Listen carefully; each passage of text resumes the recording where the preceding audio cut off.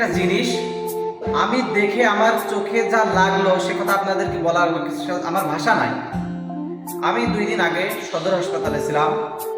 সেখানে দেখলাম পাশাপাশি একই বেডে দুটো বেডে বাপ এবং ছেলে। বাপ ছেলে মারামারি করে, ছেলের ভেঙেছে ডান হাত, বাপের ভেঙেছে বাম হাত।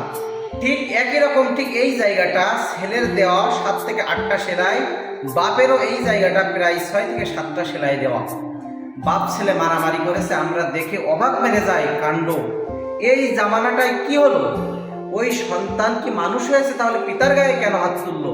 আজকে পিতা কেন সন্তানের গায়ে হাত তুললো? এর মূলত 1 নম্বর কারণ, তাদের ভিতরে কোনো কোরআন এবং হাদিসের কোনো জ্ঞান তাদের ভিতরে নাই। এই কারণে আজকে তারা মারামারি করছে। সন্তান পিতা কোনো দ্বিধাবোধ করছে না। একটা জিনিস আমি আপনাদেরকে সাপোজ বোঝাই, একটা সন্তান যদি, ছেলে যদি খারাপ হয়, দোষ পিতা এবং মাতার। মেয়ে যদি খারাপ হয় তাহলে দোষ মায়ের।